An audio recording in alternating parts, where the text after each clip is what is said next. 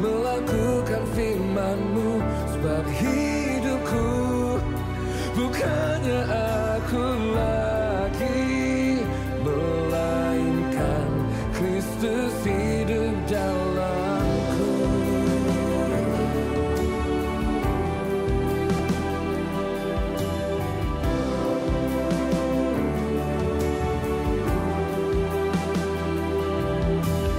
Bapa, Putra dan Roh Kudus, Allah penyelamatku. Oleh kasih dan anugerah-Mu, ku dijadikan baru, dan ku mau memuliakan-Mu, menyenangkan hati-Mu, hidup dalam ketaatan, melakukan firman-Mu. Sebab hidupku bukannya aku lagi, melainkan Kristus hidup dalamku.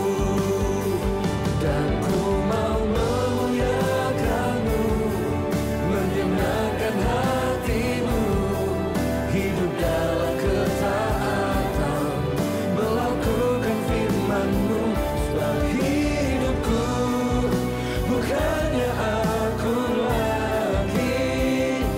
melainkan Kristus hidup dalamku.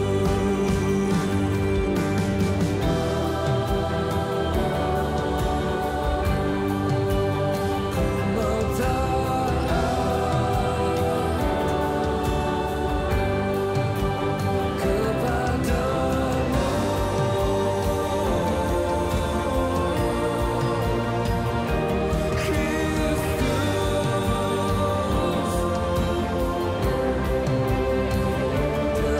kepadamu, memuliakan-Mu, menyenangkan hati-Mu, hidup dalam ketaatan, melakukan firman-Mu. Sebab hidupku bukannya aku lagi, melainkan Kristus hidup dalamku.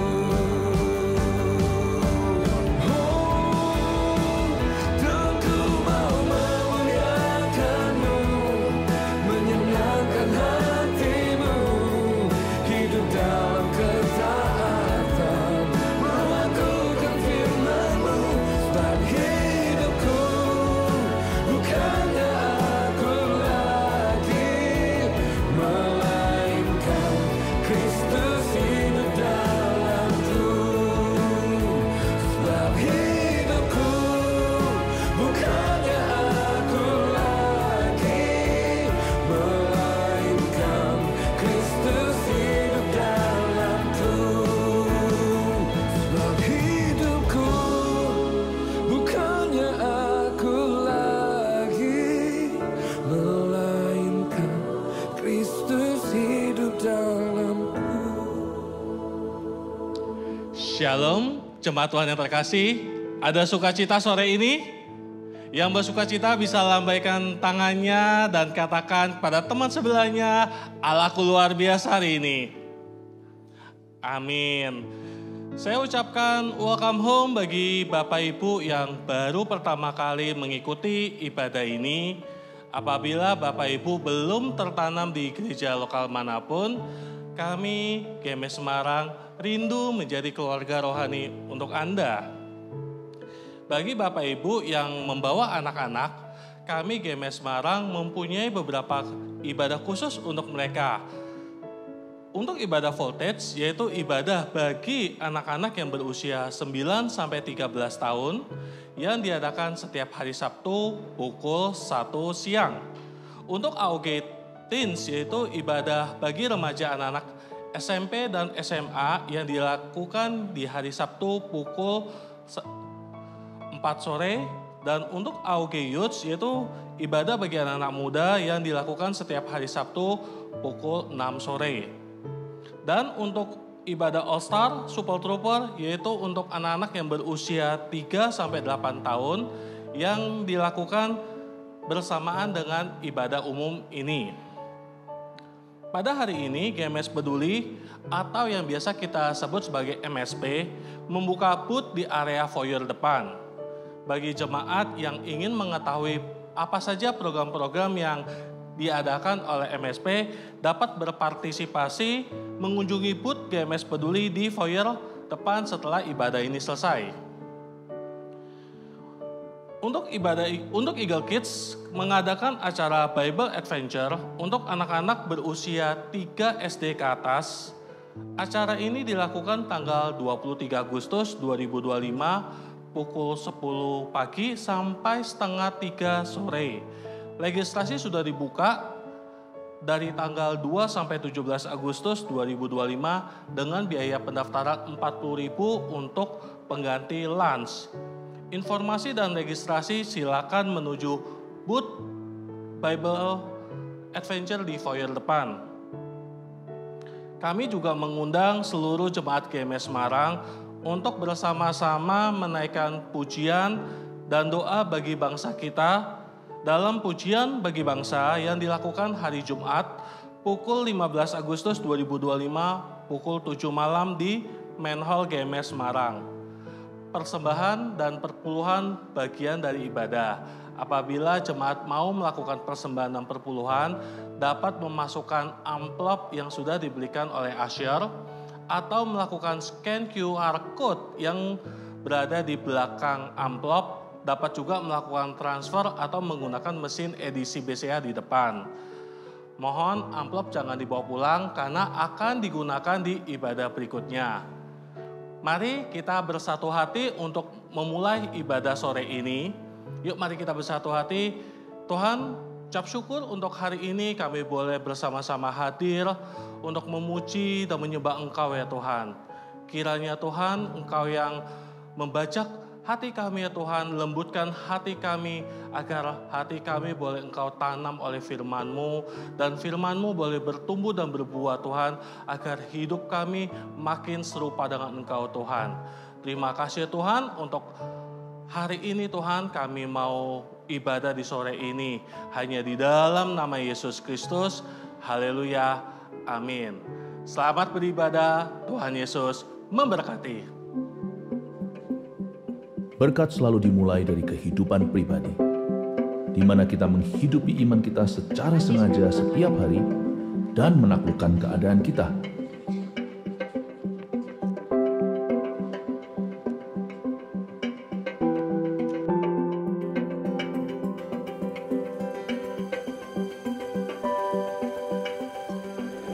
Kristus yang telah membeli kemenangan kita akan memenuhi kita dengan kuasa-Nya untuk mengalahkan musuh-musuh kita, iblis, dosa, sakit penyakit, dan kemiskinan.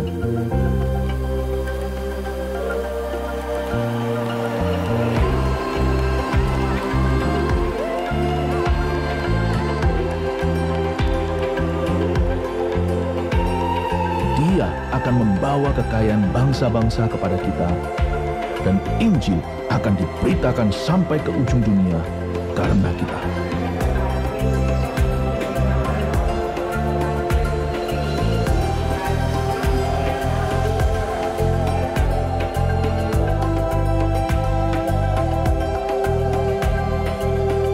Tahun ini akan dahsyat.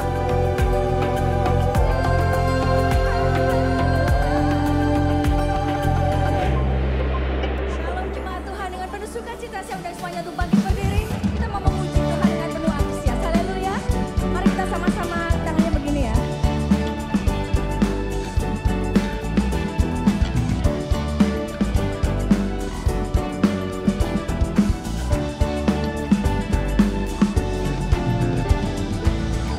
Masuk gerbangnya dengan hati bersyukur, halamannya dengan pujian.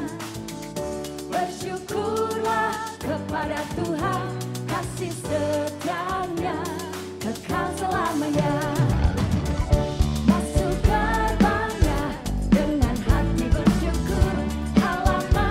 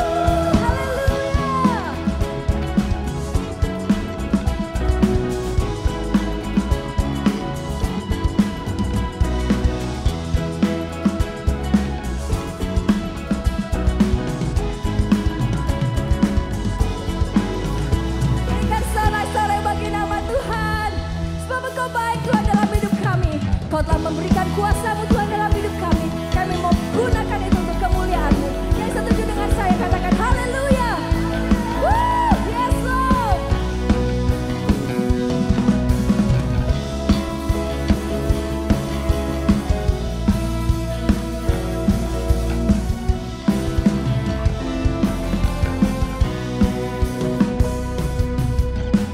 Diberi kuasa dan raja mulia, menaklukkan musuh di bawah kaki.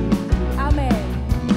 Ku pakai kuasa dan raja mulia, bila Allah ada bersamaku, siapa jadi lawanku? Sungguh besar Kau Tuhanku, Engkau perisai hidupku. Ku berdiri dengan iman, iman dalam Yesus Tuhan. Kau yang memberi kemenangan, ku bersorak merayakan. Terpujilah Engkau Raja segala raja.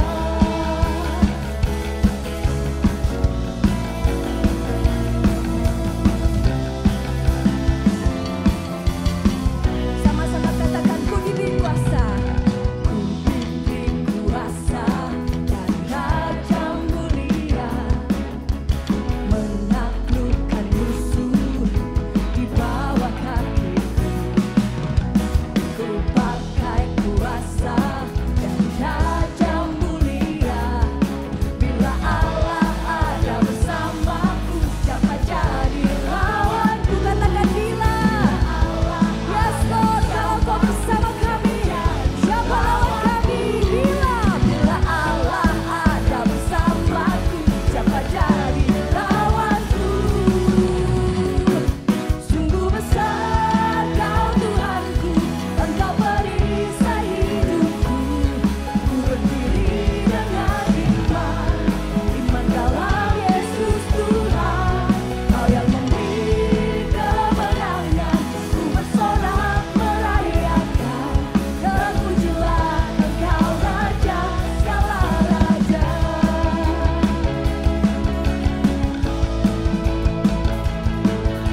Sebab Engkau Allah yang besar Tuhan dalam hidup kami. Kami terima Tuhan kuasa yang dari Engkau untuk menaklukkan semua masalah kami. Sebab Engkau beserta kami Tuhan, kami akan tetap kuat. Haleluya.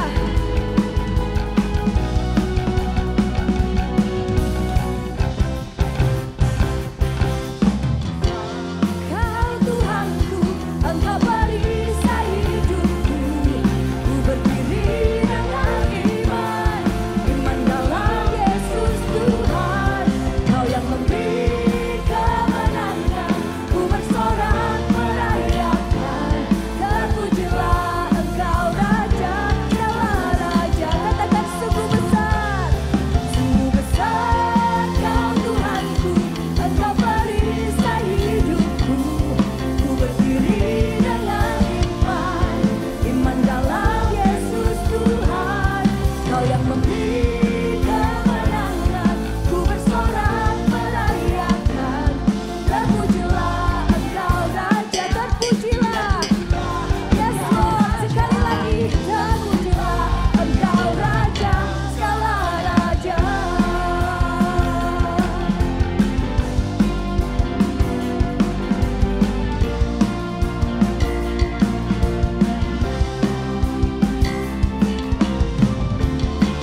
Haleluya Tuhan, sebab Engkau perisai Tuhan dalam hidup kami. Haleluya. Kau besar Tuhan, berikan sorak-sorai bagi nama Tuhan. Yang bersuka cita di tempat ini, lambaikan tanganmu, katakan sungguh besar Kau Tuhanku, Engkau perisai hidupku. Ku berdiri dengan iman, iman dalam Yesus Tuhan. Kau yang memberi kemenangan, ku bersorak merayakan. Terpujilah Engkau Raja segala raja. Terpujilah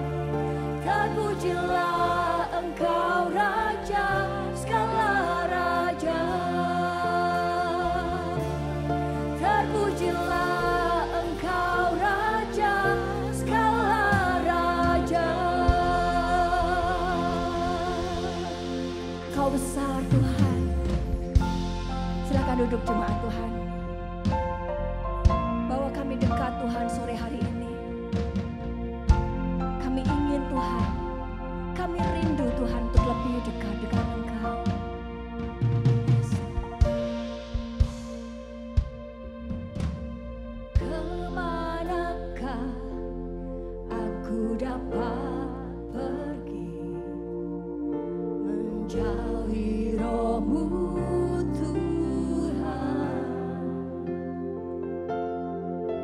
Ku berlari mendaki ke langit, namun Engkau ada di sana.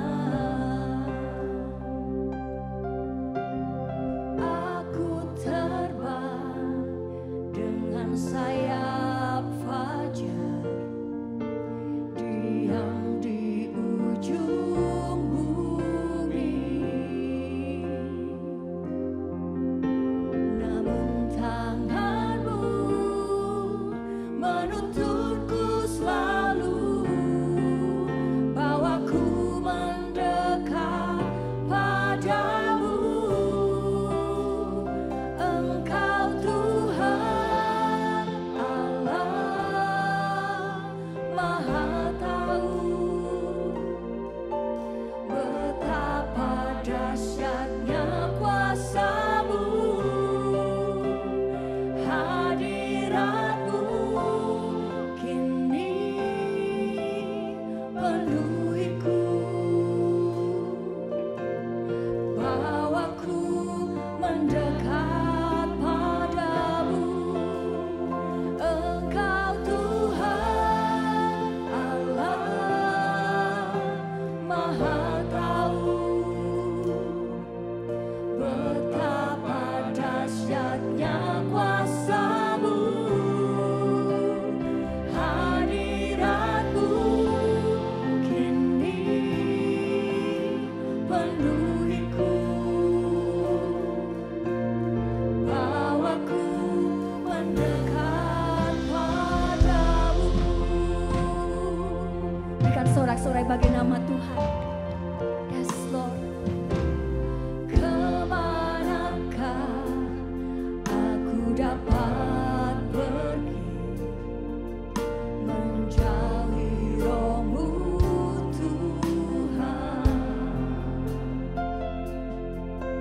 Ku berlari mendaki ke langit, namun Engkau ada di sana.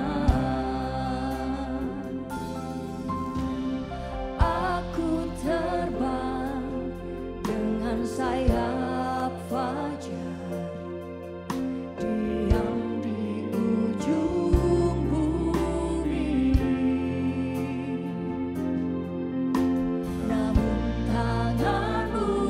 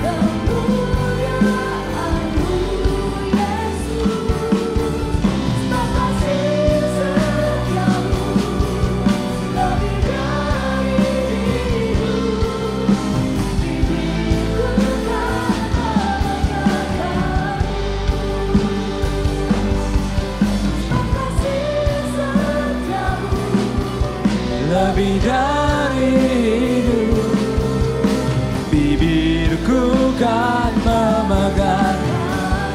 Mari serukan bersama-sama dengan segenap hati kita. Sebab kasih setiamu lebih dari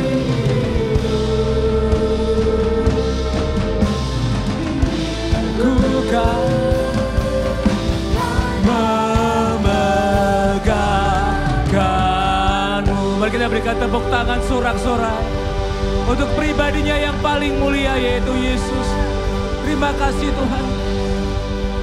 Sungguh biarkan benar Engkau yang disembah di tempat yang paling kudus.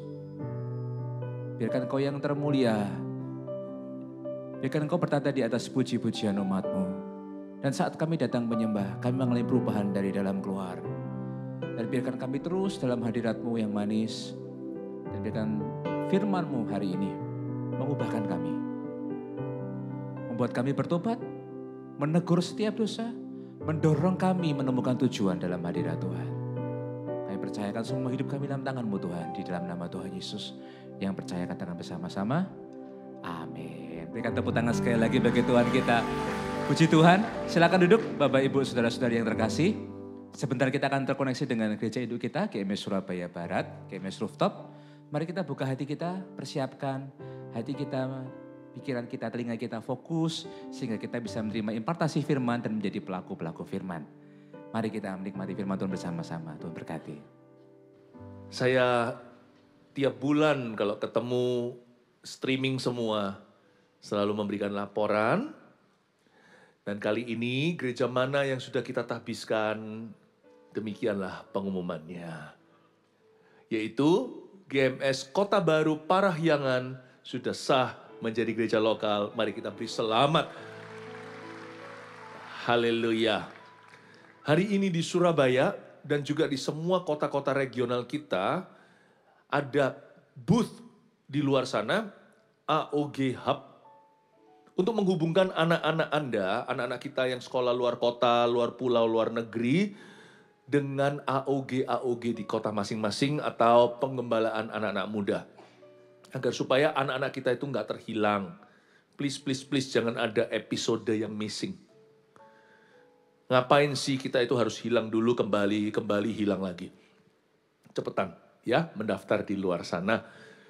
Lalu, saya hari ini mempersiapkan hati kita untuk mendapatkan firman ini, tapi sebelumnya saya cerita satu kesaksian singkat. 2003, Tuhan itu, saya mengalami perjumpaan yang sangat-sangat nyata dengan Tuhan Yesus. Hingga muncullah visi itu, saya terima satu beban untuk mendirikan 1000 gereja lokal yang kuat dengan 1 juta murid Kristus. Itulah suatu perjumpaan. Lalu ada satu pertanyaan yang terus-menerus terngiang-ngiang di dalam roh saya. What kind of church do you want to build me? Gereja seperti apa yang hendak kau dirikan untuk aku, kata Tuhan. Dan saya tidak asal jawab, karena saya tidak biasakan diri latah di hadirat Allah. Saya sungguh-sungguh renungkan apa yang jadi blueprint gereja kita. Muncul beberapa kata-kata di antaranya. Saya ngomong sama Tuhan begini, aku rindu Tuhan dengan kami. Kita dirikan gereja yang semacam apa? Gereja yang berhati hamba. Hati hamba itu akan dimanifestasikan bukan hanya oleh jemaatnya, pertama-tama oleh pendeta-pendeta dan pemimpin-pemimpin rohani di gereja ini. Yang tidak punya roh teritori, yang tidak merasa wilayah pelayanannya itu milikku, posisi kedudukan itu adalah suatu kemuliaan atau pembuktian pribadi. Nggak ada begitu-gituan. Gereja yang rendah hati, yang cinta jiwa-jiwa, yang terbeban untuk mereka yang terhilang. Tapi yang gak kalah penting, gereja yang peduli sama orang miskin dan orang-orang yang lemah, serta orang-orang yang sengsara, yatim piatu, janda-janda dalam kemiskinannya. Sungguhan itu jadi blueprint kita. Karena itu saya izinkan saya memberikan suatu rekap laporan singkat, rapor kerja GMS Peduli di tahun 2024. Mari kita lihat ya. Munculkan di depan sini, multimedia. Jejak Peduli 2024. Nah ini aja yang kita sudah lakukan. Next slide. Ada food bank yang kita sudah bagikan dalam bentuk bantuan makanan. Itu termasuk sembako dan sebagainya. belasan ribu orang yang sudah kita layani sepanjang tahun. Nah, bagusnya apa? Kalau lewat GMS Peduli, orang-orang yang dalam bisnis, pekerjaan sehari-hari udah nggak ada waktu untuk survei apa yang sungguh-sungguh dibutuhkan atau siapa membutuhkannya supaya tidak disalahgunakan, diselewengkan pada bantuan. Karena semua bantuan itu keluar dari pengorbanan jemaat. Makanya itu GMS Peduli diisi dengan orang-orang yang memang terpanggil di bidang ini untuk mikirin setiap hari dan untuk lihat survei kanan kiri. Karena itu saya bersyukur saya bisa pastikan bahwa semua food bank yang sudah diberikan jatuh ke tangan yang tepat. Lalu ada Peduli Kesehatan, pengobatan gratis, kita sudah menjamah ribuan jiwa sesuai dengan kebutuhan mereka. MSP pelajar ada 346 siswa dari keluarga yang tidak mampu atau kurang mampu yang kita berikan beasiswa. Jadi gereja ini, GMS Peduli, menyekolahkan anak-anak kecil dan anak-anak muda. Terima kasih untuk semua pengorbanan jemaat. Tidak sia-sia anak-anak itu jadi satu persatu ya. Lalu habis itu ada juga yang namanya Peduli Bencana. Ketika ada malapetaka, kita tidak harapkan jangan sampai terjadi. Tapi waktu terjadi kita nggak berdiam diri. Kita membawa semua bantuan yang mereka butuhkan langsung di tempat kejadian. Peduli Bencana, ratusan orang sudah dijamah. Peduli Hamba Tuhan ini adalah hamba-hamba Tuhan non-GMS dari gereja-gereja yang notabene kecil, bahkan gereja-gereja di desa-desa lah katakanlah, tapi bukan hanya di desa, di kota-kota juga. Setiap gereja-gereja yang sedang di dalam kesulitan, kita bantu dulu hamba-hamba Tuhannya. Termasuk kasih mereka Alkitab, kebutuhan pokok mereka, berikan pada mereka dana sesuai dengan yang mereka perlukan. Itu kita sudah jamah 445 hamba-hamba Tuhan. Lalu ada Peduli Kota, termasuk di dalamnya pasukan kuning di Surabaya, dan setiap kota juga beda-beda kebutuhannya. Kita jamah belasan ribu orang dengan tindakan-tindakan nyata. Lalu Kail untuk Mandiri adalah anggota CG dengan yang bisa ajarkan skill-skill kepada orang-orang daripada hanya kita memberi makanan, kita memberikan pada mereka juga kemampuan-kemampuan untuk bekerja, potong rambut, masak, dan sebagainya. Sehingga mereka bisa membuka usaha mereka sendiri dan menyambung kehidupan. Lalu rumah keluarga yang dikatakan di dunia, yang kita lebih kenal biasanya dengan kata panti asuhan, GMS punya, dan GMS mengadopsi 11 anak sampai tahun lalu, dan benar-benar anak-anak dari berbagai macam latar belakang, dan tidak bisa tidak, kita merangkul mereka dan memberi mereka suatu atmosfer bertumbuh yang paling baik di dalam rumah keluarga. Lalu terakhir ada Warung Peduli. Kalau tadi yang food bank itu kita bawakan tapau, bawa pulang bahan-bahan makanan, kalau Warung Peduli makan di tempat, we really are feeding the hungry, atau memberi makan pada orang-orang yang lapar. Ini semuanya mengingatkan pada kita bahwa everyone can give, setiap orang bisa memberi. Dan gereja ini blueprintnya adalah peduli. Tema besar kita hari ini adalah Yesus peduli, GMS peduli. Dan saya mau mengundang putra saya, PDP Jeremy Mantova, untuk mengutarakan isi hati Bapa untuk kita semuanya. Mari kita sambut.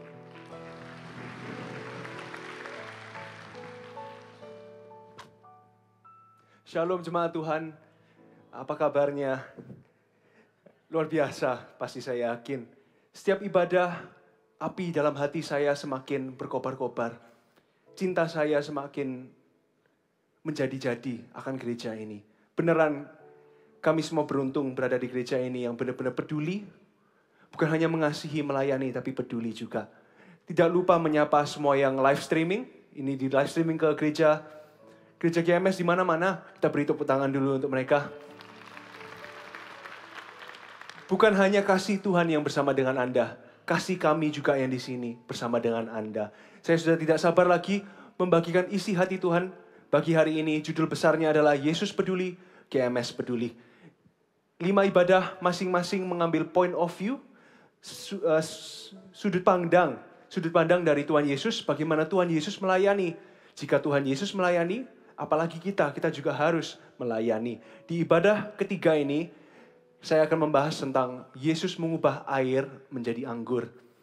Ini adalah tanda pertama dari banyak tanda yang dilakukan oleh Tuhan Yesus. Tanda apa? Tanda bahwa dialah Mesias yang telah datang. Namun tanda ini saat saya renungkan lagi, bukan hanya penuh kuasa, penuh juga dengan kasih-Nya. Sebab Tuhan Yesus itu bukan hanya maha kuasa, Ia juga maha kasih. Melayani adalah hatinya, adalah gaya kehidupannya. Seorang teman saya pernah bilang begini, gym is not a program. Gym is a lifestyle. Olahraga bukanlah sebuah program. Itu adalah sebuah gaya kehidupan. Dan hari ini kita akan membahas gaya kehidupan seorang pengikut Kristus dari teladan Sang Kristus. Mari kita baca di Yohanes 2 ayat 1 sampai ke 2. Judulnya Perkawinan di Kana. Ayat 1. Pada hari ketiga ada perkawinan di Kana yang di Galilea dan ibu Yesus ada di situ. Yesus dan murid-muridnya diundang juga ke perkawinan itu. Ayat 1, pada hari ketiga ada perkawinan di Kana yang di Galilea dan ibu Yesus ada di situ. Saya mau highlight ibu Yesus ada di situ. Karena ada ibu Yesus, ada seseorang yang berkenan di hatinya Tuhan, hari itu ada mujizat. Bapak Ibu tahu nggak, jika ada seorang yang berkenan di hati Tuhan, mau itu di kantor Anda, mau itu di rumah Anda, di gereja, asalkan ada satu orang yang berkenan di hati Tuhan, di situ ada mujizat, di situ Ia mengubah yang pahit menjadi manis. Inti dari pelayanan adalah supaya kita semakin bersekutu dengan Tuhan. Ada ibu Yesus ada di situ. Karena adanya ibu Yesus hari itu, ada mujizat. Karena adanya seorang yang dekat dengan Tuhan Yesus, ada perubahan. Hari ini Tuhan memanggil setiap kita untuk menjadi agen-agen perubahan itu. Ayat 2. Yesus dan murid-muridnya diundang juga. Jadi saat itu ada perkawinan, entah itu temannya mamanya, mama Tuhan Yesus, Maria, ataukah itu teman SD, teman kantor, nggak tahu, pokoknya intinya Maria diundang. Tapi Tuhan Yesus diundang juga. Ayat 2, Yesus dan murid-muridnya diundang juga ke perkawinan itu. Ada kata juga. Dengan kata juga itu berarti bahwa Tuhan Yesus bukanlah seorang VIP di wedding itu. Contohnya, kalau saya bilang, ada seseorang yang bilang ke Anda, Cik, nanti datang ya ke wedding saya, nanti anak-anaknya diundang juga ya. Berarti anak-anaknya bukanlah undangan utamanya. Mereka diundang juga. Tapi Tuhan Yesus tetap mau hadir. Luar biasa enggak ya? Tuhan Yesus waktu ini sudah punya nama, sudah punya murid-murid, sudah mulai terkenal. Tapi dia memutuskan untuk, aku tetap mau pergi meskipun aku tidak diperlakukan sebagai seorang VIP. Hati dalam melayani, Yesus peduli, KMS peduli. Poin saya yang pertama, melayani tanpa ingin diperlakukan sebagai VIP. Melayani tanpa ingin diperlakukan sebagai very important person atau orang yang penting. Maksudnya, diberi dalam konteks wedding ini, duduknya di area khusus. Diberi makanan yang paling banyak, lainnya harus pergi ambil makanan yang VIP ini diantarkan makanannya ke mejanya. Tuhan Yesus itu datang. Dia bukan duduk di meja itu. Datang meskipun tidak diperlakukan sebagai VIP. Tapi tetap ia menampakkan mukanya. Meskipun aku tidak diperlakukan sebagai seorang VIP, orang yang penting contohnya, aku akan tetap hadir. Itulah hati Tuhan Yesus. Hati Tuhan Yesus itu tetap ingin melayani, meskipun ia tidak diperhatikan manusia. Hati Yesus ingin tetap dimelayani meskipun dia tidak dihargai. Dari pengalaman-pengalaman pribadi yang saya bisa bagikan, tidak selalu saya dihargai sebagai seorang pelayan Tuhan. Tapi saya ingat bahwa setiap kali momen-momen di mana saya tidak dihargai itu, meskipun maksud saya baik, yaitu untuk mengasihi dan melayani, saya ingat bahwa beribu-ribu tahun lalu, ada seorang juga yang datang ke bumi melayani, tidak dihargai. Lebih tepatnya, disalibkan. Pernah sekali saya pergi melayani di panti asuhan. Setelah saya berkhotbah, Namanya capek kan, zamannya masker, pakai masker itu saya nggak bisa bernafas. Semuanya susah nafas pakai masker itu kan. Zaman-zaman COVID itu. Setelah saya berkhotbah, panas sekali. Turun saya sudah capek, saya mau pulang. Memang waktunya sudah mau pulang. Saya keluar, semuanya dapat sepatunya. Padahal sepatu saya ini besar, jadi gampang ditemukan di antara kerumunan sepatu. Tiba-tiba saya bingung loh, kok sepatu saya kok cuma satu? Satunya kemana? Ternyata beberapa dari anak-anak panti asuhan itu bukan rumah keluarga GMS. Anak GMS enggak kayak gitu. Dilempar ke sawah sepatu saya. Dan itu sepatu kaki kanan. Jadi enggak lucu kok hari itu saya jalannya miring gini. Dalam hati saya, loh kok gini? Saya sudah melayani. Itu mengambil waktu loh. Hari Jumat malam itu waktu di mana semuanya hangout. Pergi anak-anak muda ke mall nonton bioskop. Tapi saya dan teman-teman, kami menyisihkan waktu untuk melayani. Dan imbalannya, sepatu saya hilang. Saya dalam hati saya bilang, Tuhan kalau Engkau bisa mencari satu domba yang hilang itu, tolong cari satu sepatuku yang hilang ini. Saya mau pulang. Akhirnya ditemukan, tapi sepatu langsung penuh dengan semut. Jadi harus dibilas air dulu. Hari itu saya tunggu kering baru saya bisa pulang. Pengalaman-pengalaman meskipun sepele tapi juga ada di mana saya melayani tapi tidak dihargai. Tapi saya selalu ingat bahwa itulah hati Tuhan Yesus. Aku akan terus melayani meskipun tidak dihargai. Di ibadah sebelumnya saya menjelaskan bagaimana Tuhan Yesus tetap kembali ke Yudea. Bahkan setelah mereka ingin melemparkannya dengan batu loh. Ingin membunuhnya. Ia tetap kembali. Ia tetap melayani. Ayat 3. Ketika mereka kekurangan anggur, Ibu Yesus berkata kepadanya, mereka kehabisan anggur. Kata Yesus kepadanya, mau apakah engkau daripadaku, Ibu? Saatku belum tiba. Tetapi Ibu Yesus berkata kepada pelayan-pelayan, apa yang dikatakan kepadamu, buatlah itu. Tiba-tiba satu chaos muncul di wedding ini, perkawinan ini. Anggurnya habis. Biasanya orang simpan itu anggur baik dulu di depan, lama-kelamaan tinggal ditambahkan air. Tapi ini sudah habis anggurnya, tidak ada anggur lagi.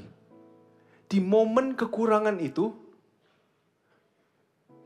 Ibu Yesus langsung kepikiran Tuhan Yesus. Di momen ada kekurangan, ia keingat Tuhan Yesus. Anakku ini, dia ini bisa melakukan mujizat.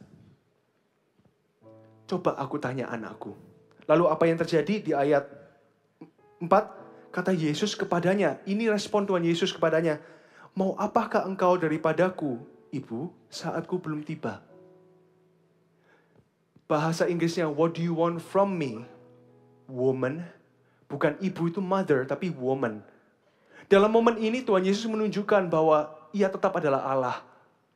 Dia bilang ibunya dipanggil woman, bukan mother. Menunjukkan bahwa aku tetaplah Allah.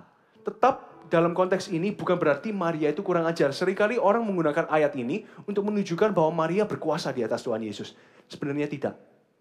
Ayat ini menunjukkan bahwa Tuhan Yesus itu sayang dengan Maria.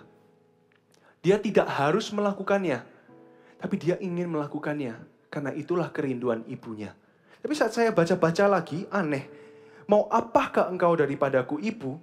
Tetapi Ibu Yesus berkata kepada pelayan. Loh, harusnya Ibu Yesus menjawab dulu pertanyaannya. Iya atau enggak? Iya kan?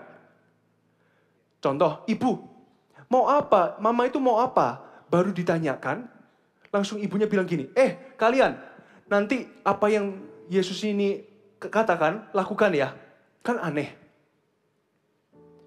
Jadi bisa dikonklusikan bahwa di ayat 4 dan 5, jedahnya itu, meskipun di Alkitab kita hanya beberapa mili, tapi ada momen yang sangat personal antara Tuhan Yesus dan ibunya. Ada sebuah percakapan, silent communication. Mereka berkomunikasi, mungkin bukan dengan percakapan. Kenapa? Karena murid-muridnya tidak mendengarkan apa-apa. Yohanes ada di sana by the way. Dia salah satu murid-muridnya yang diundang itu. Jadi pasti Yohanes ada di sana. Tapi dia tidak mendengarkan apa-apa. Kenapa? Karena ada momen yang begitu personal antara Maria dan Yesus. Saya bisa bayangkan Tuhan Yesus itu lihat mamanya. Dia bilang, mau apa? Engkau mau apa daripadaku, ya ibu? Entah mereka saling berbisik. Mungkin Maria bilang gini, Yesus, tolonglah, mereka kasihan loh. Please, ubah air menjadi anggur. Mama itu rindu. Please, ini kerinduannya mama. Atau bahkan mungkin juga mereka tatap-tatapan. Tuhan Yesus melihat mamanya, Ma, sungguhan, waktunya sekarang tahu. Waktuku belum tiba loh. Lalu ibu Yesus bilang, sekarang. Hari itu Tuhan Yesus melakukan mujizat pertamanya. Bukan karena dia harus. Tapi karena dia ingin menyenangkan hati seseorang yang ia kasihi. Ia ingin menjawab kerinduannya orang lain. Poin saya kedua, melayani itu menjawab kerinduan orang lain. Melayani untuk menjawab kerinduan orang lain. Karena dia tahu bahwa ibunya itu ingin. Maka dia lakukan. Mujizat pertama Tuhan Yesus bukanlah membangkitkan orang dari kematian. Bukanlah membuka telinga yang dulunya tuli akhirnya bisa mendengar. Mujizat pertamanya Tuhan Yesus adalah menyenangkan hati ibunya. Itulah mujizat pertama. Itulah pelayanan pertama dari Tuhan Yesus. Itu teladan yang saya pegang. Sebagai seorang anak, pelayanan pertama saya bukanlah berkhotbah. Tapi pelayanan pertama saya adalah menyenangkan hati orang tua dan orang-orang yang saya kasihi. Itulah pelayanan pertama. Melayani itu dimulai dari mana? Dimulai dari rumah. Dari orang-orang yang paling kita kasihi. Orang-orang yang paling dekat dengan kita. Menjawab itu bukan hanya keharusannya, tapi kerinduannya juga. Keharusan itu apa? Seorang papa itu harus. Contohnya, keharusan seorang ayah apa? Oke, aku sekolahkan. Titik. Cek. Oke, aku beri makan. Cek. Itulah keharusan. Tapi kehausan itu beda. Nah, ayo nanti pergi sama papa. Kita mau pergi kemana? Itu bukan keharusan, tapi itu kerinduan. Tuhan kita adalah Tuhan yang begitu romantis. Yang bukan hanya peduli itu sama kebutuhan. Oke, aku mati untuk kalian. Cek. 2. Apalagi? Aku berkati kalian. Cek. Bukan. Tapi Tuhan adalah Tuhan yang tanya gini kepada setiap kita. Kamu mau apa? Tuhan itu memperhatikan loh. Saat kita melayani orang lain. Tuhan itu perhatikan. Yang lebih romantis dari pria-pria di drama Korea adalah pria di sorga. Saya pernah sekali bingung sih, saya tuh nggak nonton drama Korea ya. Tapi saya kumpul sama teman-teman, mereka tuh lagi bahas tentang drama Korea yang terbaru. Mereka bilang, kamu dengar nggak sih kemarin Lee King Kong itu? Wah, di filmnya dia begitu romantis sama si Lee Bi-hun. Waduh, romantis banget. Terus saya dalam hati saya nggak ngerti kan. Saya tanya, guys, boleh nggak aku tanya sih, kenapa sih kok kalian itu suka sama Korean drama? Mereka bilang gini, aduh, karena laki-lakinya begitu peka dengan keinginan. Aku kedinginan diberi jaket. Mereka sayang karena peka. Dalam hati saya langsung menangkap. Yang jauh lebih peka dari laki-laki itu adalah laki-laki mempelai kita di sorga. Tuhan adalah Tuhan, Yesus adalah Tuhan yang melayani kerinduan kita. Pernah sekali juga saya habis melayani di satu kota, khotbah di gereja anak-anak di AOG. Saya setelah berkhotbah, namanya kan setelah berkhotbah kan bukan hanya haus dan lapar, rohnya, tapi tubuhnya juga haus dan lapar. Saya jadi haus dan saya jadi lapar. Tapi fokus saya ke jiwa-jiwa kan, jadi saya lupa sama perut sendiri. Saya lupa kok saya harus makan. Intinya setelah itu selesai, oke saya turun, ketemu dengan pendetanya segala di mobil, diantar kami hendak pergi makan di satu tempat. Waktu pergi lewat itu, saya itu happy bisa dipakai Tuhan hari itu. Puji Tuhan, thank you ya Tuhan, Engkau membiarkan aku melayani. Saat saya lihat keluar jendela, Berbagai godaan muncul. Ada satu stand kue yang enak banget. Saya lihat, wow, kok rasanya enak ya kok saya makan itu sekarang ya. Itu bukanlah keharusan. Saya baru saja pikir, kok enak ya kue itu. Saya nggak akan sebutkan kuenya. Kok enak ya kue itu ya. Nanti aku pulang, nanti aku kembali ke hotel, aku pesen sendiri. Karena orang tua ajarkan saya, kalau mau apa-apa itu jangan minta-minta, beli sendiri. Saya baru mau beli sendiri, sampai di restoran, orang tim hospitality-nya datang membawa kue itu. Jeremy, ini saya bawakan kue ini. Momen itu seperti saya lihat harta karun. Oh wow, begitu romantisnya Tuhan Yesusku. Makanya saya tuh heran kalau orang itu disuruh melayani. Ayo melayani yuk. Aku gak mau melayani. Apa sih melayani itu? Kenapa kita melayani? Karena kita sudah terlebih dahulu dilayani. Karena dialah pria itu yang peka dengan keinginan kita mempelai wanitanya. Saya itu ngidam kue aja loh diperhatikan sama Tuhan. Dalam hati saya bilang, saya mau makan itu penuh sungkan. Saya bilang thank you, saya bilang ke timnya, kok bisa kalian itu tahu? Saya loh tadi baru lewat, baru kepikiran mau beli sendiri. Malah dibelikan, thank you ya. Memang benar, itu adalah karunia Roh Kudus. Roh Kudus bekerja membisiki pada telinga mereka, belikan Jeremy kue itu. Tapi saya begitu, I was touched. Tersentuh hati saya, wah Tuhan itu memperhatikan bukan hanya kebutuhanku, tapi kerinduanku. Keluarga yang bahagia, yang harmonis adalah keluarga yang saling melayani kerinduannya. Bukan hanya melayani keharusan. Papa, mama, oke aku harus taat ya. Tapi kok disuruh pergi, atau kita disuruh makan malam bersama-sama di meja makan, aku gak mau. Harusnya apa? Harus aku itu cuma jadi anak yang taat kan? Aku gak mau lah, apa itu? Atau orang tua, aku akan sekolahkan. Aku akan kerja keras demi mereka. Tapi suruh bicara sama mereka, suruh ngomong berdua, bicara hati ke hati. Gak mau. Itu bukan keharusan. Ikut Tuhan itu, keharusannya itu hanya satu. Kasihilah Allahmu dengan segenap hatimu, pikiranmu, kekuatanmu. Dan kasihilah sesama. Hanya itu keharusannya. Sisanya mau melayani di gereja, mau itu melayani dengan GMS peduli, sisanya itu hanyalah kerinduan. Tapi jika Tuhan sudah melayani kerinduan kita, masaan sih kita itu tidak mau melayani kerinduannya. Kerinduan Tuhan itu apa? Kerinduan Tuhan itu sederhana. Jiwa-jiwa. Ia ingin melihat orang-orang diselamatkan. Ia ingin melihat anak-anaknya yang selama ini hilang didapatkan kembali. Bukan hanya melayani itu keharusan. Apa ada di sini ada keharusan Tuhan Yesus harus? No. Tuhan Yesus bilang, mau apa engkau dari aku, hai woman?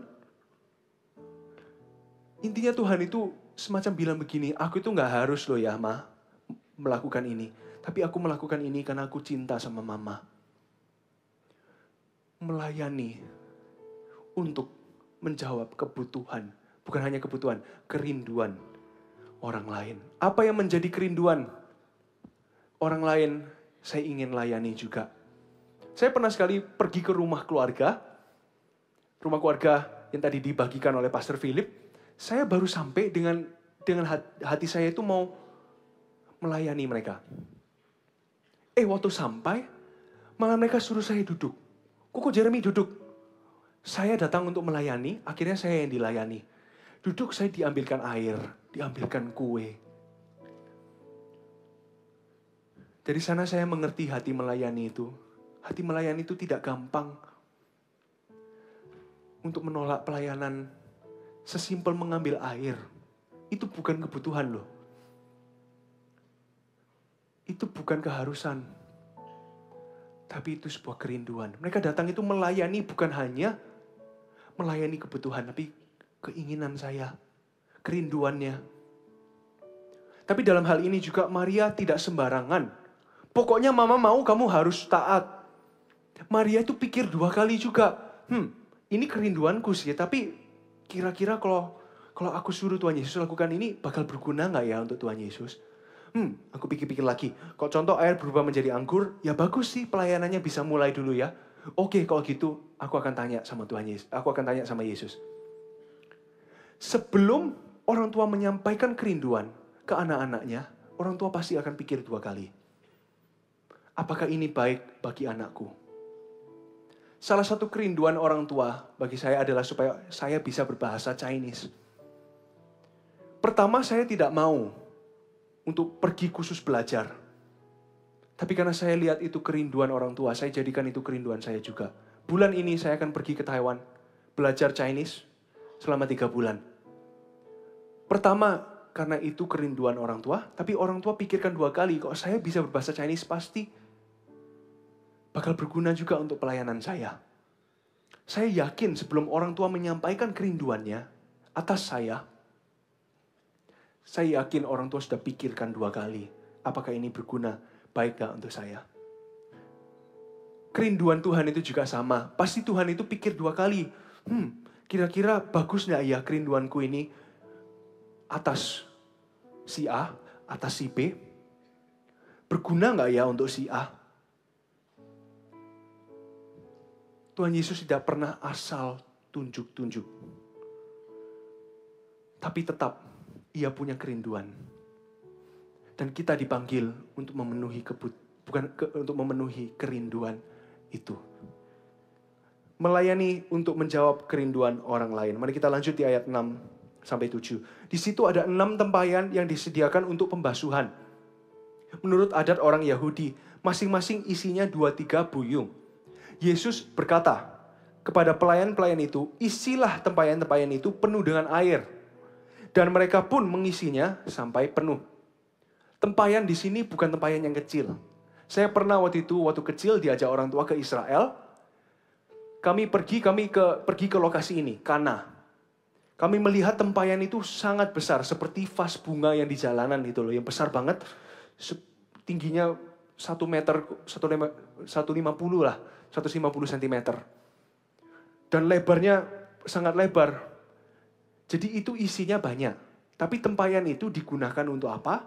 Digunakan untuk pembasuhan. Biasanya sebelum orang makan untuk cuci tangan. Zaman itu belum ada wastafel. Ini tempayan untuk pembasuhan. Jadi berarti tempayan itu harus bersih. Kalau kita cuci tangan kan airnya harus bersih kan? Kalau enggak untuk apa cuci tangan? Tempayan ini adalah tempayan dengan air yang bersih. Tapi dalam waktu ini, pada konteks ini, tempayan ini kosong, belum diisi. Tuhan itu memakai tempayan ini untuk melakukan mujizat pertamanya. Tuhan itu memakai juga orang-orang yang seperti tempayan ini. Orang-orang yang suci. Yang kosong atas ambisinya diri sendiri. Dan Tuhan akan mengisinya dengan air. Maksudnya air, mengisinya dengan kesucian. Di situ ada 6 tempayan yang disediakan untuk pembasuhan. Tuhan memilih alat pembasuhan untuk mujizatnya yang pertama. Oleh karena itu melayani itu harus dengan kesucian. Tempayan ini itu kosong. Tidak ada debu-debunya. Tidak ada kotoran-kotorannya. Tempayan ini itu bersih. Sebelum Tuhan memakai kita, Tuhan akan memastikan bahwa tempayan-tempayan hati kita bersih dari ambisi pribadi, bersih dari keegoisan dari dosa, beban dan dosa. Yesus berkata kepada pelayan-pelayan itu, isilah tempayan-tempayan itu penuh dengan air dan mereka pun mengisinya sampai penuh. Tuhan suruh mereka mengisi tempayan yang kosong. Mungkin kadang kita merasa seperti tempayan ini. Aku tidak bisa dipakai Tuhan untuk mengubah air menjadi anggur. Sebab tempayanku masih kosong. Sebab aku nggak punya potensi.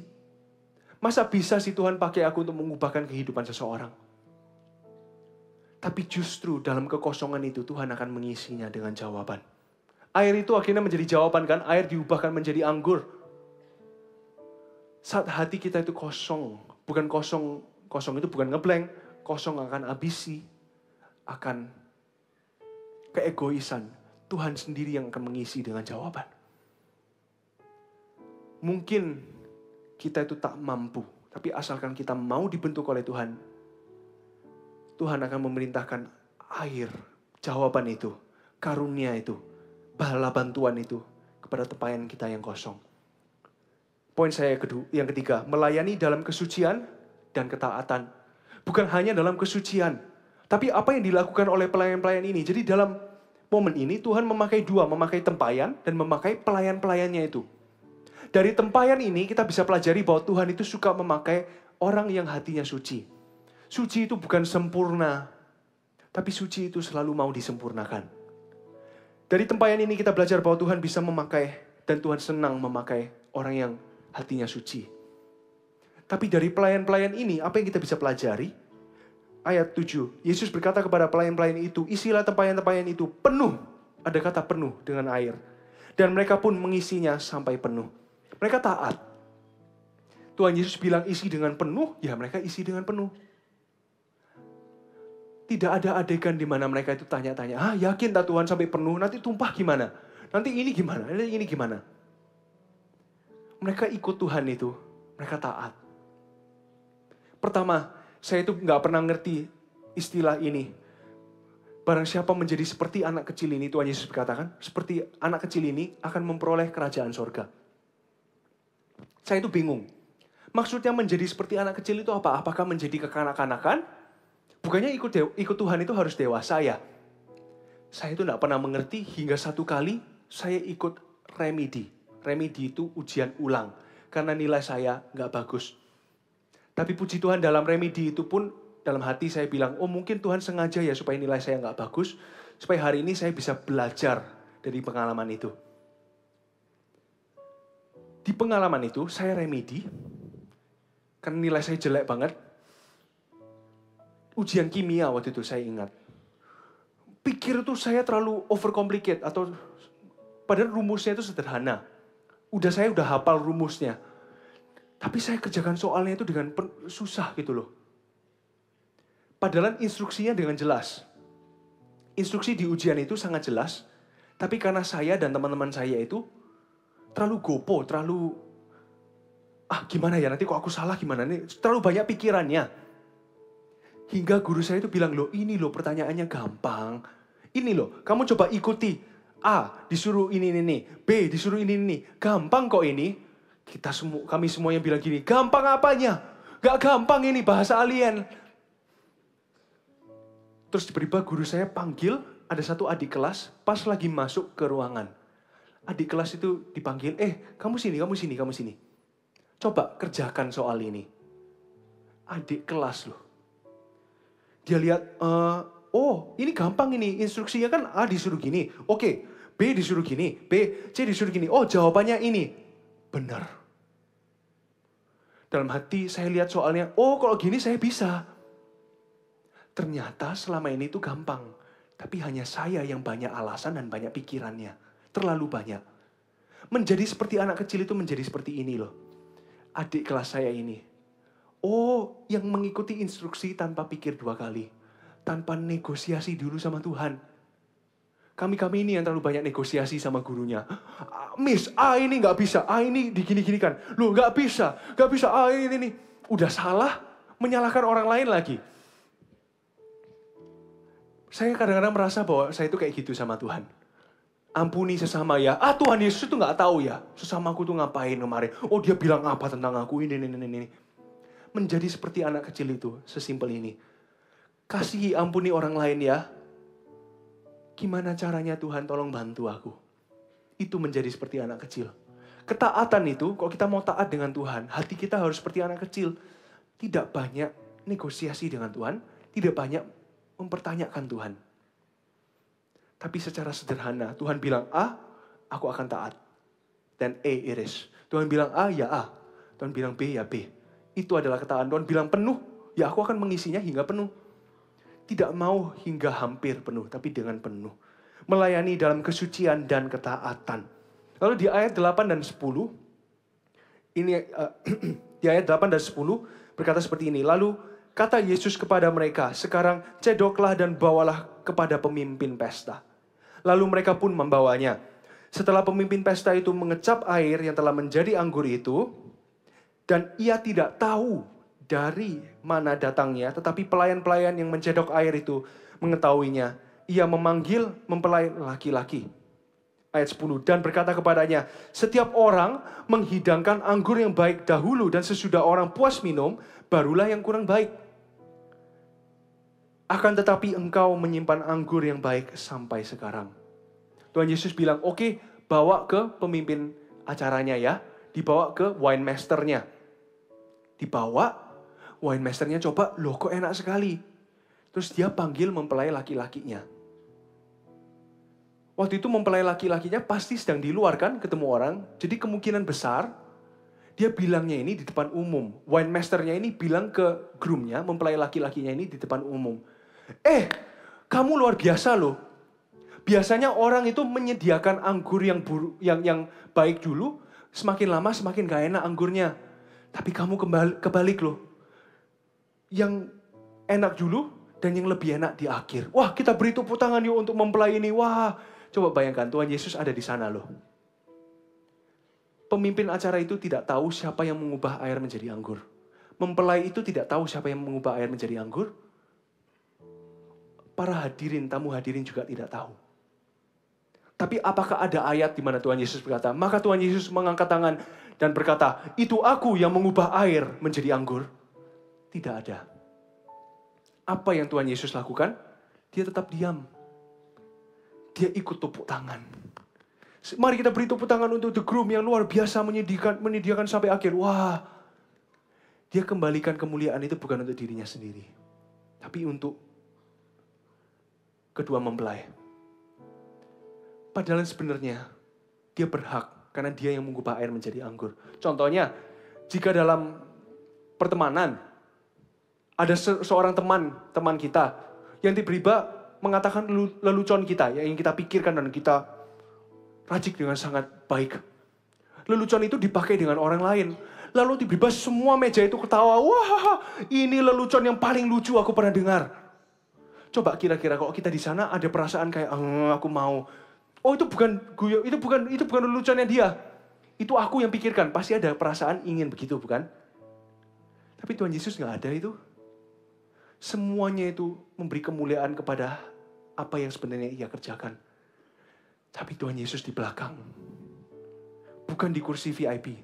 Ikut tepuk tangan. Ya, wow. Melayani itu, Tuhan Yesus tidak pernah menuntut ucapan terima kasih. Melayani itu dengan tulus.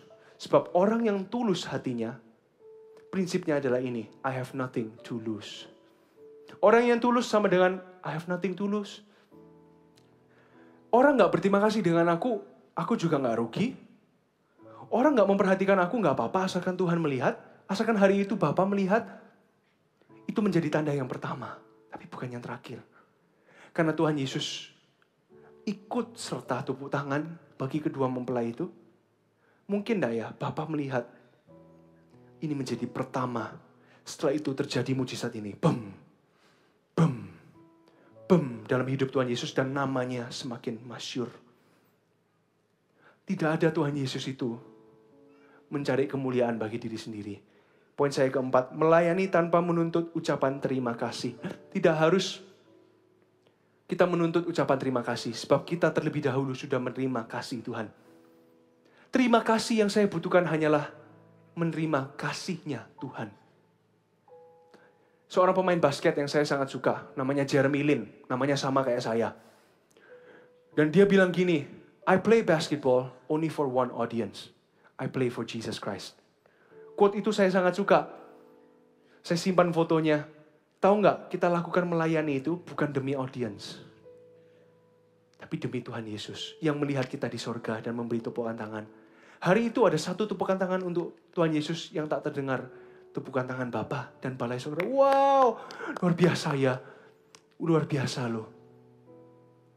Biarkan tepukan tangan itu datangnya dari Tuhan.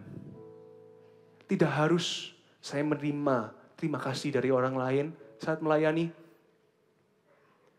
Sebab saya sudah menerima kasih dari Bapa. Kita lanjut di ayat 11. Hal itu dibuat Yesus di Kana yang di Galilea sebagai yang pertama dari tanda-tandanya, dan dengan itu ia telah menyatakan kemuliaannya dan murid-muridnya percaya kepadanya. Hari itu, meskipun Tuhan Yesus tidak mencari terima kasih, tapi kok bisa namanya semakin besar. Mungkin pelayan-pelayan itu pulang, akhirnya pelayan itu cerita ke istrinya, tadi aku ketemu loh, seorang mengubah air menjadi anggur. Oh, akhirnya besoknya istrinya cerita ke temannya, temannya cerita ke sini cerita ke sini. Lama-lama semua orang tahu bahwa Tuhan Yesus lah yang mengubah air menjadi anggur. Biarkan promosi itu datangnya dari Tuhan. Biarkan saat kita melayani, berkat-berkatnya itu datangnya dari Tuhan. Biarkan Tuhan itu yang mengatur. Kalau kita berusaha mendapatinya, maka kita tidak akan mendapatnya. Tapi kalau kita tulus, seperti Tuhan Yesus, menjadi yang pertama dari tanda-tandanya. Jika hari itu Tuhan Yesus merasa, Tuhan Yesus mencari terima kasih, mungkin itu bukan menjadi yang pertama, tapi Tuhan Yesus memberi teladan bagi kita. Karena dia rendah hati, itu menjadi yang pertama dari yang banyak. Tidak berhenti di sana. Dari tanda-tandanya, dan dengan itu ia telah menyatakan kemuliaannya. Seorang pelayan Tuhan menyatakan kemuliaannya bukan dengan kehebatannya, bukan dengan kefasihannya, tapi dengan kerendahan hatinya. Kalau kita mau memenangkan hati orang, itu bukan dengan kehebatan kita, bukan dengan paksaan, tapi dengan kasih dan kerendahan hati kita. Sebab saat kita melayani dan kita mengasihi, siapa sih di dunia ini yang mau menolak namanya kasih? Tidak ada. Semua orang butuh kasih. Karena itu pasti semua orang menerima kasih itu. Menerima kasih Tuhan lewat perbuatan kita. Hal itu dibuat Yesus di Kana sebagai yang pertama. Pelayanan Tuhan Yesus tidak berhenti di sana karena dia terus rendah hati. Ia telah menyatakan kemuliaannya dan murid-muridnya percaya kepadanya. Ujung dari melayani selalulah untuk keselamatan. Keselamatan orang-orang yang terdekat. Hari itu murid-muridnya menjadi percaya. Mereka sudah ikut Tuhan Yesus. Mereka sudah di KTP-nya ganti ke Kristen contohnya. Tapi hari itu mereka selamat. Mereka percaya.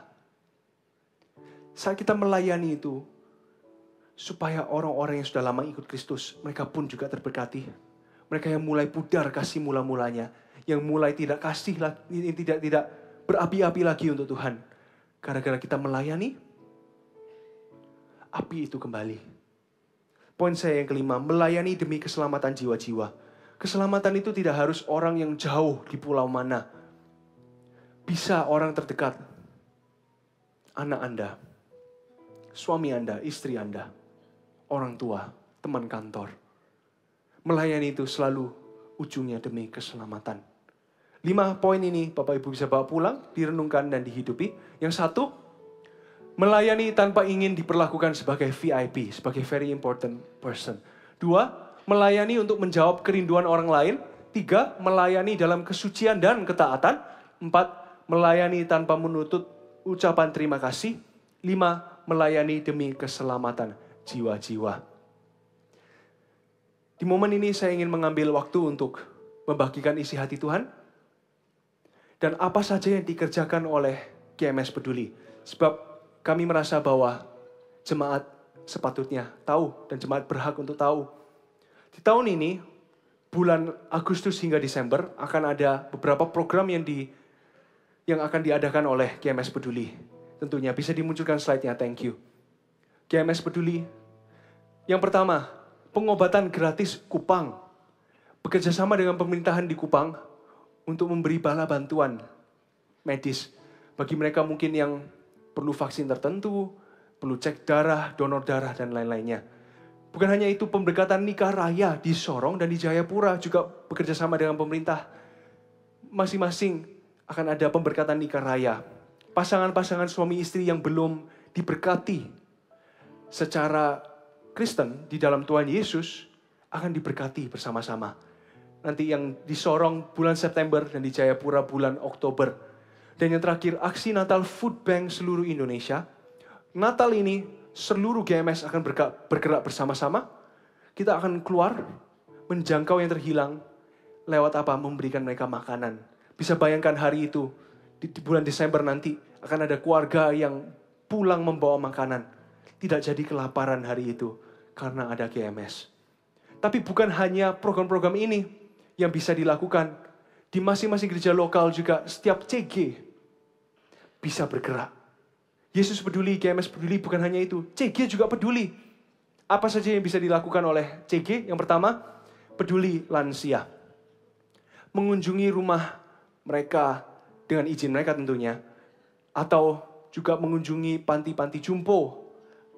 Bernyanyi bersama dengan mereka, memuji Tuhan, makan bersama, membagikan firman. Lalu food bank, seperti yang dibagikan tadi. Membagikan makanan. Apalagi peduli kesehatan. Lalu ada lagi, next slide, peduli pendidikan. Menyekolahkan anak. Atau bahkan satu CG juga bisa pergi ke panti asuhan. Mengajarkan mereka bahasa Inggris, mungkin matematika. Bisa juga pergi ke sekolah-sekolah yang mungkin notabene kurang mampu. Fasilitasnya perlu diperbaiki dan lain-lainnya. Pedulilah pas pergi ke penjara anak-anak. Penjara anak-anak muda yang di bawah umur. Mereka butuh kasih Tuhan. Warung peduli memberikan makanan juga. Mereka bisa makan di sana. Hari itu mereka bisa makan dengan gratis. Merasakan kasih Tuhan. Dan yang terakhir, peduli anak. Pergi ke panti asuhan. Bagikan firman. Atau bagikan makanan. Bagikan isi hati Tuhan. Masing-masing ini sudah disurvei dulu sama GMS Peduli. Jadi masing-masing lokasi tidak asal-asalan. Tapi dicari tahu kebutuhannya apa. Programnya sudah ada. Tinggal CG-CG, tentara-tentaranya mulai bergerak. Inilah yang bisa dilakukan Yesus Peduli, GMS Peduli. Dan dengan ini saya menutup khotbah hari ini. Saya ingin memberi suatu kesaksian. Bagaimana hidup saya diubahkan saat saya melayani di MSP. Oh ya, dan by the way, kalau Bapak Ibu ingin tahu lebih tentang MSP, bisa scan di QR Code ini, atau di luar ada booth MSP. Anda bisa datang ke sana jika ingin bantu secara dana, secara daya, maupun secara doa. Di masing-masing gereja lokal juga ada. Nanti bisa kunjungi ke sana setelah ibadah. Kembali ke cerita saya tadi. Benar-benar Tuhan mengubahkan hidup saya sejak saya melayani bersama dengan GMS Peduli. Tahun lalu kami diberi kesempatan untuk pergi ke Blitar. Karena juga ada beberapa anak-anak muda dari satu kuliah di Amerika. Ke Indonesia melayani bersama-sama dengan kami. Kami pergi ke Blitar, hendak mengunjungi satu lapas penjara anak-anak muda. Isinya laki-laki semua, di bawah umur 21. Dalam 100 orang itu, 100 anak-anak muda itu, terdapat kasus pembunuhan, pemerkosaan, narkoba, dan lain-lainnya. Kami pergi dari Surabaya ke Blitar. Perjalanan yang lumayan jauh. Di mobil sering gerak-gerak mobilnya. Saya ini gampang mual di mobil sebenarnya. Jadi begitu saya waktu keluar itu saya mau muntah. Bukan karena yang setir kurang enak setiranya. Bukan karena saya ini memang gampang mual kalau di mobil. Hingga kami sampai di Blitar. Malamnya langsung pergi makan. Makan bersama dengan tim di Amerika, tim di Blitar. Dari Amerika, dari Blitar, dan juga yang dari Surabaya. Lalu kami check in di hotel. Dan beristirahat. Niatnya sih beristirahat, tapi hari itu banyak yang tidak bisa tidur. Karena banyak yang diganggu oleh roh jahat, termasuk saya juga. Tapi saya mengucap syukur bahwa di sebelah saya sekamar dengan seorang pendoa, jadi dia yang diserang dulu, bukan saya. Dan tidak bisa tidur. Besok bangunnya, kepalanya itu pusing, saya pusing, mata saya bengkak gitu, nggak bisa tidur kan semalaman. Kami pergi berdoa dulu bersama dengan GMS Blitar, lalu pergi melayani di lapas ini. Waktu sampai di lapas ini, saya merasa bahwa seperti tayangan itu tadi, saya ini kosong, tak punya apa-apa, tidak bisa melayani. Saya merasa bahwa saya tak mampu melayani. Badan kurang enak, kurang fit. Saya datang juga ke Pastor Yanggono, saya bilang, Uncle, saya panggil beliau, Uncle, tolong doakan Jeremy. Dari kemarin Jeremy gak bisa istirahat. Ternyata memang beneran kami sehati. Pastor Yanggono bilang, saya juga, saya nggak bisa istirahat. Ternyata sama-sama diserang roh jahat. Bulu kuduk saya berdiri sepanjang hari. Bulu kuduknya beliau juga berdiri. Jadi sama-sama memang benar-benar sehati. Sevisi dan senasib. Tolong doakan, didoakan. Lalu Pastor Yanggono memberikan kesempatan bagi saya berkhotbah di lapas itu. Lapas itu memberi sebuah larangan. Tidak boleh menyebutkan nama Tuhan Yesus. Dan tidak boleh membaca ayat Alkitab. Saya bingung. Saya disuruh khotbah tanpa Alkitab. Karena Alkitab, saya naik ke panggung ini bawa Alkitab. Hanya ini. Alkitab inilah senjata saya. Saya bingung gimana caranya. Tapi untung Tuhan kasih hikmat. Di atas sana saya bilang begini. Hari ini saya mau menceritakan kepada kalian suatu dongeng. Ada seorang bapak mempunyai 2 anak laki-laki. Saya ceritakan tentang Lukas 15. Si bungsu dan si sulung itu. Dan di akhir khotbah saya bilang, banyak dari antara Anda hari ini seperti si kecil itu yang lari dari Tuhan. Segeralah kembali. Sebab Tuhan menunggu. Di saat saya bilang menunggu, semua mata tiba-tiba berbalik. Bukan ke saya, tapi ke belakang. Ternyata ayam goreng sudah datang. Mereka lihatnya langsung, ayam goreng. Lupakan aja khotbahnya, gak penting. Ayam goreng lebih penting. Saya di atas sana, saya bingung. Ya akhirnya saya berdoa, kami berdoa. Terus selesai. Baru saya mau ke tempat beristirahat sebentar, ada kursi di ujung sana, saya baru mau ke kursinya, tiba-tiba ada satu orang yang lari, ibu dari lapas itu, ibu lapas, dan dia pegang tangan saya bilang, Pak, boleh gak doakan satu anak? Saya kan kaget, loh. Saya tiba-tiba jalan, tiba-tiba ada yang pegang tangan saya, kan saya kaget. Saya bilang, oke, boleh, di mana? Lalu dia bawa saya ke satu anak. Waktu satu anak ini melihat saya, dia langsung menunduk. Nggak berani melihat mata saya. Dikelilingi dengan para volunteer dari GMS, saya pegang tangannya. Dia bilang, saya ini nggak layak. Aku nggak layak. Waktu aku bebas, aku menyia-nyiakan masa mudaku. Aku nggak layak. Aku nggak bisa melayani Tuhan. Di momen dia bilang aku nggak bisa melayani Tuhan, saya suruh dia lihat mata saya. Karena dia lebih muda dari saya bilang begini, kamu lihat mata saya. Dia penuh ketakutan lihat mata saya bilang, hei, siapa bilang kamu nggak bisa melayani Tuhan?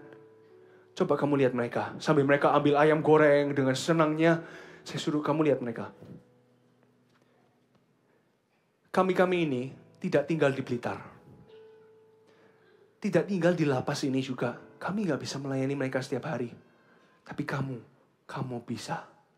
Saya pegang tangannya dan saya bilang, mulai hari ini kamu berjanji sama saya dan sama Tuhan. Berjanji, nanti waktu kamu bebas, kamu melayani Tuhan. Tapi dimulai dari hari ini, melayani teman-teman. Dia melihat saya. Akhirnya saya peluk. Ini ada fotonya, saya peluk dia. Tiba-tiba saya gak bisa berkata-kata. Semua kata-kata itu hilang. Kecuali 3 kata ini. Tuhan Yesus mengasihimu. Saya peluk dia. Tuhan Yesus mengasihimu. Tuhan Yesus mengasihimu. Tuhan Yesus mengasihimu. Tuhan Yesus mati untuk kamu. Kamu berharga di matanya. Saya hanya bagikan Injil sederhana. Lalu saya tuntun dia dalam doa. Ikuti saya berdoa. Dia berlutut. Tuhan Yesus, Tuhan Yesus. Aku kembali. Ampuni dosaku. Dalam nama Yesus. Amin. Sama-sama bagi berdiri, saya peluk dia terakhir kalinya. Lalu dia lari. Dia yang terakhir. Dapat makanan itu. Hari itu dia bilang, makanan ini gak penting. Aku lebih penting mencari Tuhan Yesus. Setelah itu lewat, momen itu lewat. Saya merasa seperti sedang bermimpi. Benar-benar tidak bisa berkata apa-apa. Tiba-tiba muncul ayat ini. Bukankah aku meninggalkan yang 99? Demi mencari yang satu. Dari sana saya tahu kenapa Tuhan merencanakan untuk ada MSP. Untuk mencari yang satu itu. Lalu setelah itu ada satu orang dari Amerika, tinggi besar. Seorang laki lari di peluk saya. Nangis seperti bayi. Saya peluk dia, hey, are you okay? Dia bilang, kenapa? Why? Dia bilang, dulu aku itu satu yang hilang itu. I was that lost one. Terus saya lihat ke dia. Saya bilang, brother, aren't we all? Bukankah kita semua itu satu yang hilang itu? Tapi puji Tuhan, seorang datang di hidup kita dan melayani kita, membawa jamahan Tuhan menjadi dekat di hidup kita. Dari sana saya membuat komitmen. Tuhan, jika Engkau mau memakai aku, jangan hanya pakai aku supaya orang mendengarkan firman, bukan hanya sampai ke sana. Bukan supaya hanya mereka itu mendekat kepada Tuhan, bukan. Tapi hingga mereka merasakan jamahan-Mu. Pakai aku Tuhan, dalam masa mudaku. Dengan penuh kelemahanku, aku tak berpengalaman Tuhan.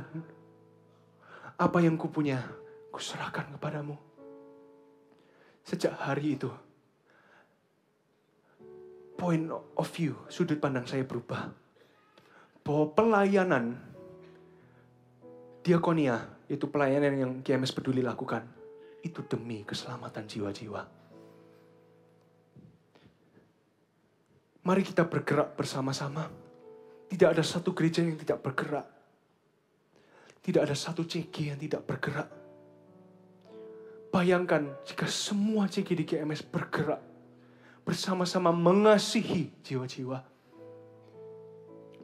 Bagaimana itu akan mengubahkan Indonesia dan bangsa-bangsa. Jika gereja Tuhan bersatu, surga mengirimkan bala bantuan dan jiwa-jiwa akan diselamatkan lewat pelayanan kita. Mari kita beri tepuk tangan bagi Tuhan.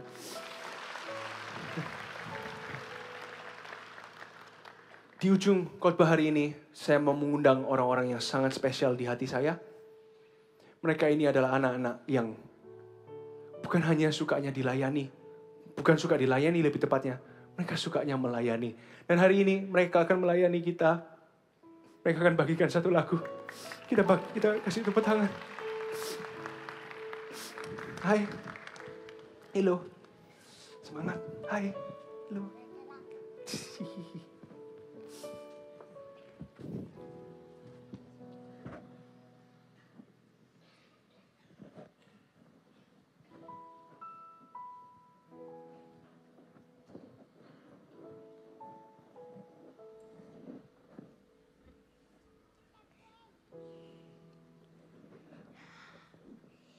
Shalom Om Tante dan semuanya.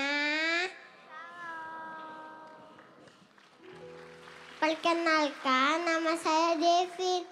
Ini Papa, Mama, Kak Caca, Kak Nana, Kak Dom, dan Kakak Si, Matius, Markus, Lukas, Yohanes, Stefan, dan Rafael. Kami dari rumah keluarga. Terima kasih sudah menjadikan kami keluarga. Kami mau terus melayani Tuhan bersama-sama. Tuhan Yesus memberkati.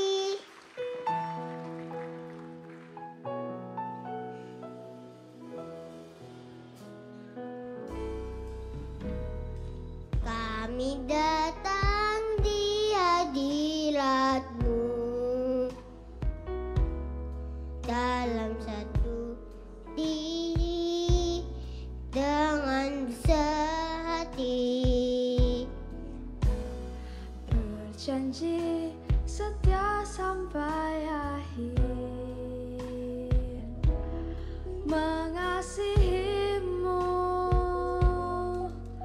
Yesus. Bersama keluargaku melayani Tuhan.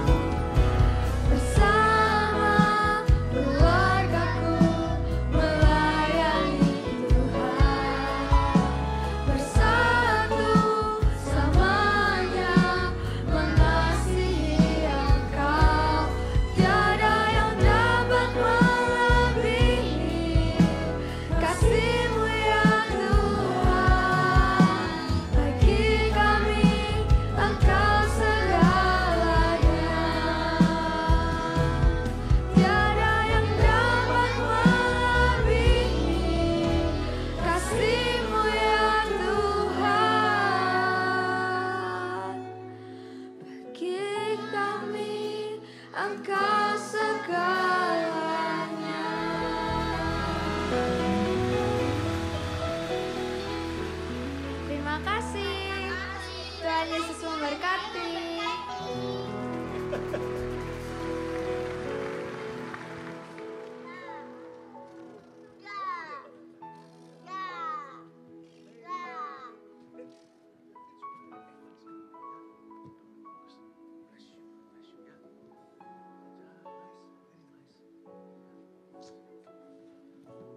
Kasih tepuk tangan untuk mereka. What kind of church do you want to build me? Tuhan pernah tanya sama saya. This is the kind of church we want to build him. Gereja ini adalah keluarga yang rindu melayani Tuhan, melayani sesama. Kita belum sempurna, banyak pelayanan yang belum kita lakukan, kita belum punya kemampuan. Tapi saya percaya, waktu kita tumbuh bersama, dengan hati yang benar, hati yang melayani seperti tadi yang sudah diutarakan, saya yakin Tuhan akan menambah-nambahkan kepada kita jangkauan, kemampuan, dan melayani dimulai dari orang-orang terdekat. Kita bisa pulang ke rumah membawa hati Bapa di CG-CG kita. Dan termasuk setiap jemaat yang hadir di setiap kebaktian. Tuhan itu cinta semua orang, kaya, miskin, tua, muda, pria, wanita, layak atau enggak. Tuhan cinta setiap kita. Gereja yang mengasihi, gereja yang melayani, gereja yang terbeban, yang berhati hamba. Kita mau jadi gereja seperti itu, kita berdoa supaya Tuhan berkenan terus mengurapi gereja kita dan mengurapi setiap Anda. Kita pejamkan mata. Tuhan, urapi kami. Kami rindu membawa Injil hingga jauh. Dan kami ingin peduli seperti Yesus peduli pada sesama kami. Memberitakan kabar baik, ya Tuhan, kepada seorang-orang yang sengsara. Dan untuk mengasihi setiap jiwa yang Kau bawa ke depan pintu kami. We love you. Teach us to grow, bertumbuh as a family of faith, sebagai satu keluarga iman di tempat ini. Kami mau bertumbuh secara individu, and as for me and my family, dan keluarga kami pun kami bawa untuk sama-sama bertumbuh dalam anugerah ini. Mari bangkit berdiri. Kami datang di hadirat-Mu dalam satu kasih, dengan bersehati, berjanji setia sampai akhir, mengasihi-Mu, Yesus. Kami datang di hadirat-Mu dalam satu kasih, dengan bersehati. GMS berjanji, berjanji setia sampai akhir, mengasihi-Mu, Yesus. Bersama keluargaku melayani Tuhan, bersatu selamanya mengasihi Engkau. Tiada yang dapat melebihi kasih-Mu ya Tuhan. Bagi kami Engkau segalanya. Bersama keluargaku melayani Tuhan, bersatu selamanya mengasihi Engkau. Tiada yang dapat melebihi kasih-Mu ya Tuhan. Bagi kami Engkau bersama gerejaku melayani Tuhan, bersama gerejaku melayani Tuhan, bersatu selama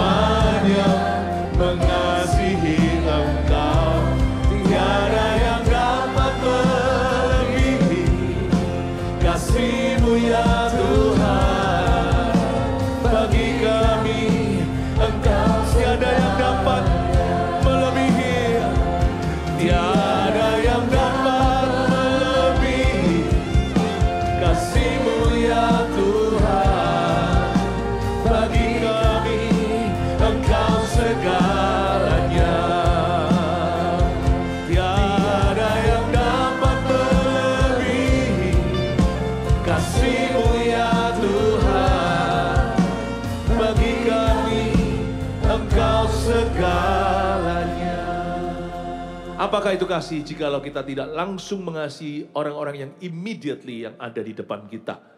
Di antara kita di sini juga ada orang-orang yang miskin di hadapan Allah, artinya mungkin Anda punya segala-galanya tapi kosong dan hampa.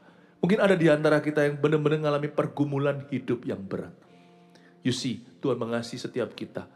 Kasih bermula dari saling mengasihi siapa dan apa yang ada di dekat kita. Kalau Anda hari ini butuh doa, saya mau buka altar call di depan ini.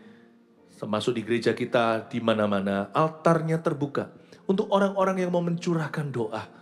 Dan nanti waktu kita berbahasa roh bersama-sama, biarkan Roh Kudus berdoa lewat tubuh Kristus ini. Dan kita sama-sama angkat bebanmu. Dan percaya terobosan baru Tuhan akan beri. Jangan malu please. Dan jangan buang waktu. Kalau Anda tahu Anda sedang bergumul dengan sesuatu, giliran hari ini Anda perlu didoakan, please jangan ragu, silakan maju. Sebab Allah peduli, dan kami juga peduli untuk melihat Anda dijamah Tuhan. Allah mengerti, Allah peduli, segala persoalan yang kita hadapi. Tak akan pernah dibiarkannya ku bergumul sendiri, sebab Allah mengerti. Suka bersama-sama. Allah mengerti, Allah peduli, segala altar di depan ini terbuka untuk kita semua. Bagi engkau yang datang dengan pergumulan, dengan tantangan dalam kehidupanmu, keluar dari tempat dudukmu, maju ke depan. Kami rindu bersama-sama denganmu menyelesaikan semuanya di altar yang kudus ini. Tidak ada penghakiman, yang ada adalah penerimaan dari Tuhan. Allah mengerti, Allah peduli. Saya minta para pemimpin, para pendoa bisa berdoakan setiap orang. Jangan ada yang terlewat satu orang pun. Setiap orang terlayani dalam nama Yesus. Dibiarkan ku bergumul sendiri.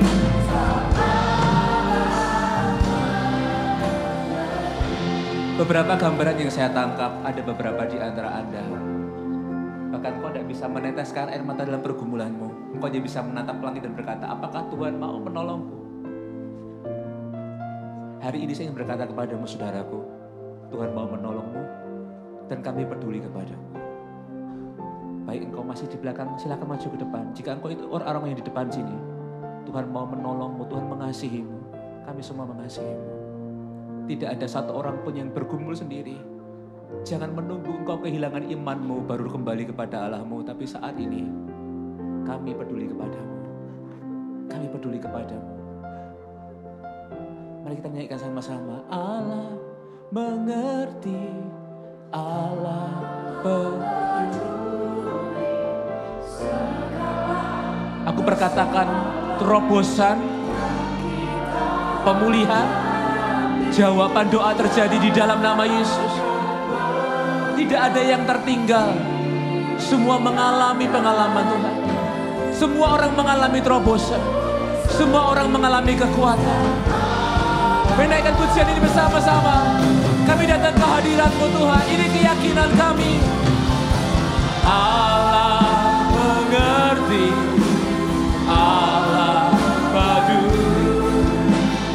Segala persoalan yang kita ada tak akan pernah dibiarkan ku bergumul sendiri, sebab Allah mengerti.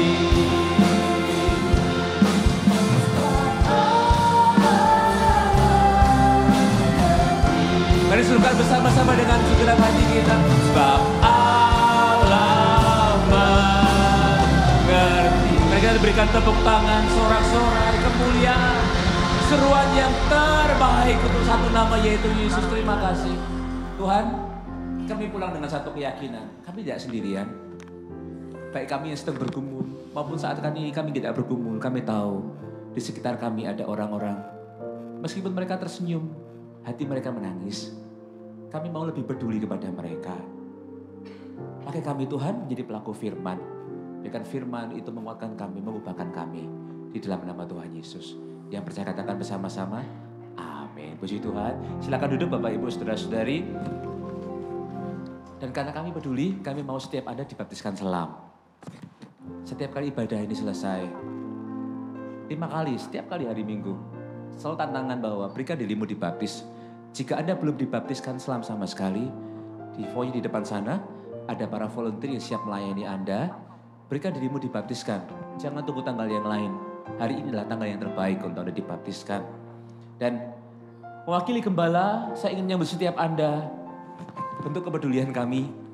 Anda yang baru sekali, 2 kali datang atau Anda visitor dari luar kota, jika itu Anda, jangan malu-malu, lambaikan tangan Anda di tempat Anda berdiri, puji Tuhan. Tetap angkat tangan kanan Anda tinggi-tinggi dan berikan tepuk tangan untuk mereka yang di kanan kirinya bisa berikan salam. Welcome home, selamat datang dalam sebuah rumah. Jangan terburu-buru pulang, kami ingin mengenalkan Anda gereja ini. Tempat di mana menjadi keluarga rohani dan juga satu hal ini yang penting. Kelompok kecil kita atau CG atau Connect Group. Mari kita lihat kanan kiri kita, para jemaat GMS dan juga para pemimpin. Coba kenalan dengan kanan kirinya. Kenalkan kepada mereka, kenalkan nama Anda. Tanya kepada mereka sudah ikut CG atau belum. Ya, jika itu belum, ajak mereka bersama-sama ke welcome lounge yang ada di depan sana. Sehingga setiap orang bisa terkoneksi dengan kelompok kecil dan bisa bertumbuh bersama-sama. Dan jika Anda keluar dari setiap pintu yang ada di main hall ini, Anda akan menemukan para prayers yang membawa sign. Mereka rindu mendoakan Anda. Jangan biarkan mereka berdiri seharian. Datangi mereka jika ada pergumulan spesifik yang Anda sedang hadapi. Mereka rindu menjadi partner doa Anda. Dan jangan lewatkan bahwa besok Rabu 6 Agustus 2025 pukul 6 sore akan ada ibadah senior dengan tema Beauty of Holiness, menang terhadap sindrom masa tua. Jika Anda berusia 50 tahun ke atas, ini good news bagi Anda.